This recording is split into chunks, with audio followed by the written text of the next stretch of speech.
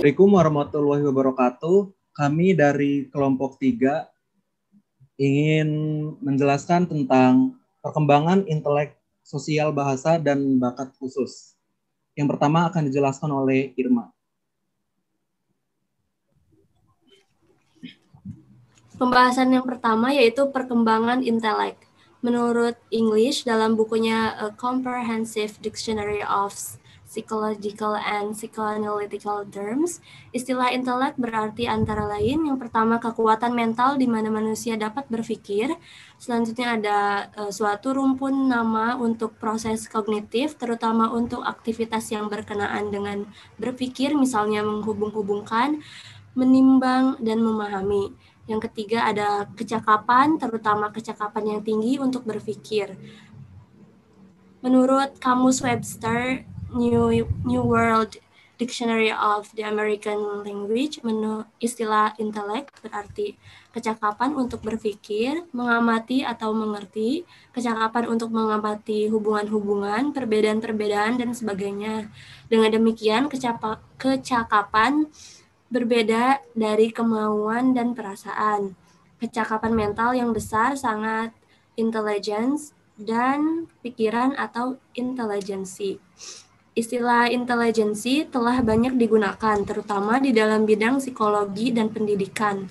Namun secara definitif, istilah itu tidak mudah dirumuskan.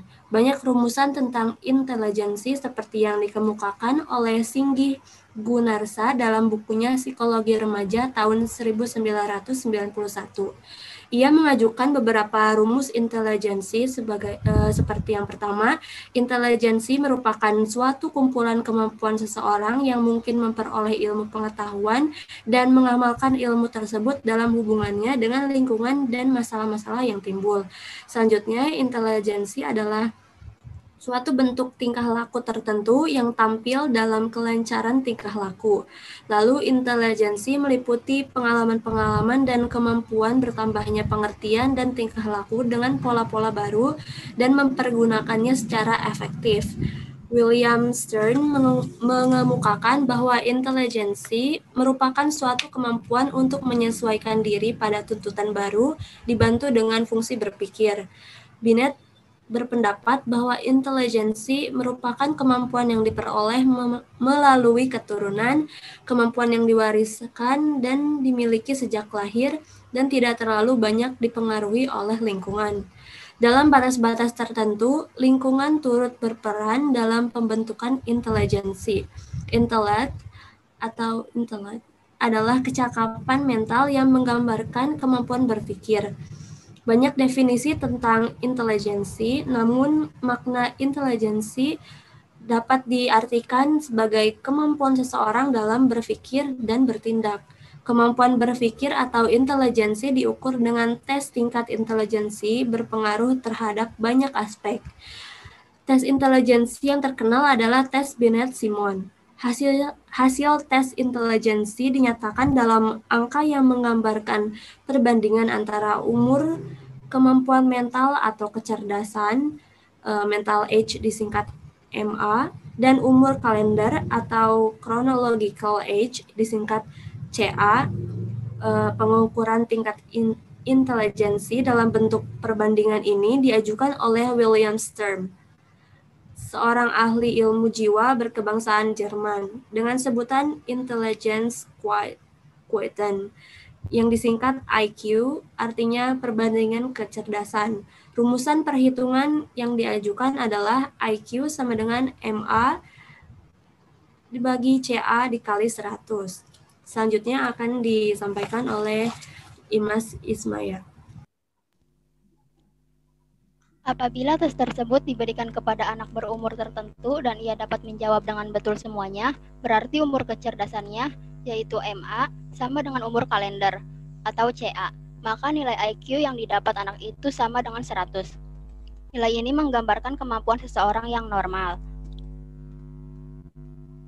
Untuk anak-anak, cara menghitung IQ adalah dengan menyuruh anak untuk melakukan pekerjaan tertentu dan menjawab pertanyaan tertentu. Misalnya menghitung sampai 1 sampai 10, menyebut nama hari atau bulan, membuka pintu dan menutup kembali, dan lain-lain. Jumlah pekerjaan yang bisa dilakukan anak tersebut dicocokkan dengan suatu daftar untuk mengetahui umur mental atau MA anak. Berdasarkan nilai IQ atau kecerdasannya, anak dapat dikategorikan menjadi 6 kelompok, yaitu yang pertama, 70 ke bawah, anak mengalami kelainan mental. Yang kedua, 71 sampai 85, anak di bawah normal atau bodoh. Yang ketiga, 86 sampai 115, yaitu anak yang normal. Yang keempat, 116 sampai 130, yaitu anak di atas normal atau pandai. Yang kelima, 131 sampai 145, yaitu anak yang superior atau cerdas. Dan yang keenam, 145 ke atas atau anak jenius, yaitu istimewa. Kemampuan berpikir berpengaruh terhadap tingkah laku.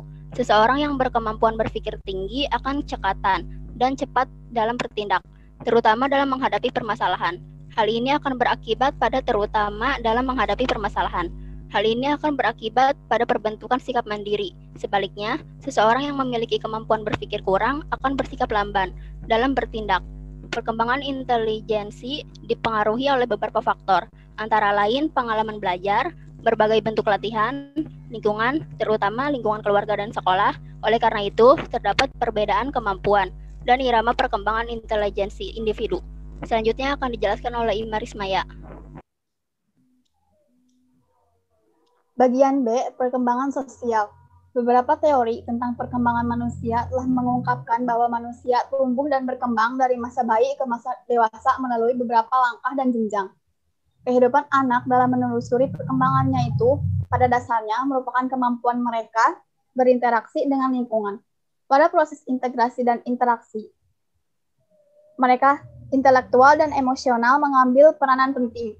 Proses tersebut merupakan proses sosialisasi yang mendukungkan anak-anak sebagai insan yang secara aktif melakukan proses sosialisasi. Manusia tumbuh dan berkembang di dalam lingkungan. Lingkungan itu dapat dibedakan atas lingkungan fisik dan lingkungan sosial. Lingkungan sosial memberikan banyak pengaruh terhadap pembentukan aspek kehidupan, terutama kehidupan sosial psikologis.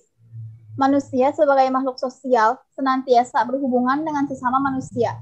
Bersosialisasi pada dasarnya merupakan proses penyesuaian diri terhadap lingkungan kehidupan sosial.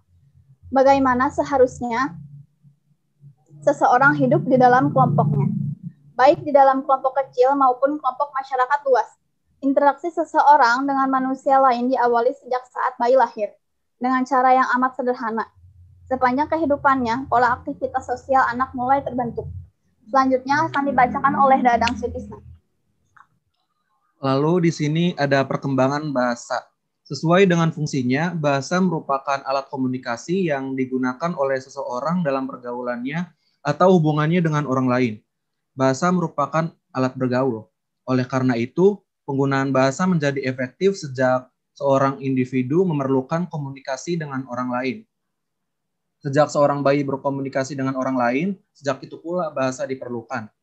Sejalan dengan perkembangan hubungan sosial, maka perkembangan bahasa seseorang dimulai dengan meraba dan diikuti dengan satu suku kata, dua suku kata, menyusun kalimat sederhana, dan seterusnya. Melakukan sosialisasi dengan menggunakan bahasa yang kompleks sesuai dengan tingkat perilaku sosial. Perkembangan bahasa terkait dengan perkembangan kognitif, yang berarti faktor intelek atau kognisi sangat berpengaruh terhadap perkembangan kemampuan bahasa.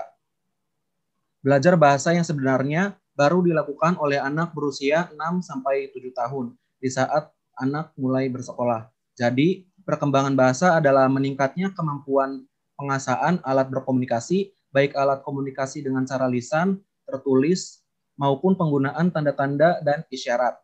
Mampu dan menguasai alat komunikasi di sini diartikan sebagai upaya seorang untuk dapat memahami dan dipahami orang lain. Bahasa memegang peranan penting dalam kehidupan masyarakat.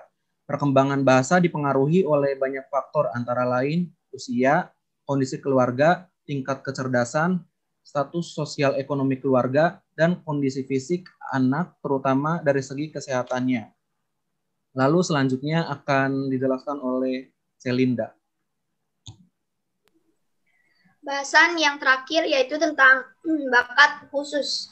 Bakat dapat diartikan sebagai kemampuan bawaan yang merupakan potensi atau potential ability yang masih perlu dikembangkan atau dilatih. Kemampuan adalah daya untuk melakukan suatu tindakan sebagai hasil dari pembawaan dan latihan. Jadi, bakat adalah kemampuan alamiah untuk memperoleh pengetahuan atau keterampilan yang relatif bersifat umum, misalnya bakat intelektual umum atau khusus, bakat akademis khusus. Bakat khusus disebut juga talent.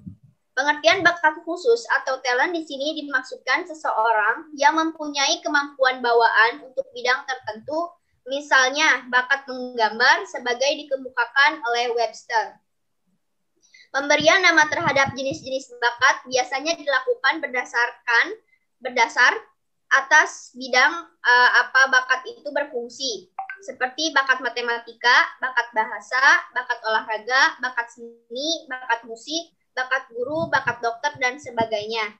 Bakat memungkinkan seseorang untuk mencapai prestasi dalam bidang tertentu, akan tetapi diperlukan latihan, pengetahuan, pengalaman, dan dorongan atau motivasi agar bakat itu dapat terwujud. Bakat merupakan salah satu aspek yang harus diperhatikan dalam membantu perkembangan seseorang individu. Bakat adalah sifat atau kemampuan potensial yang dimiliki seseorang dan akan berkembang dengan amat baik jika mendapat rangsangan yang tepat. Ada individu yang memiliki bakat khusus seperti melukis, olahraga, seni musik, seni suara, seni tari, dan sebagainya. Secara umum, bakat itu mencakup 3 dimensi, yaitu dimensi perseptual, psikomotor, dan intelektual. Oleh karena itu, bakat mempunyai kaitan erat dengan keberhasilan atau prestasi hasil belajar. Perkembangan bakat seseorang dipengaruhi oleh faktor dalam anak dan faktor lingkungan. Pemupukan bakat, terutama bakat khusus, dapat dilakukan dengan pemberian rangsangan dan motivasi yang tepat secara penciptaan kondisi lingkungan yang kondusif.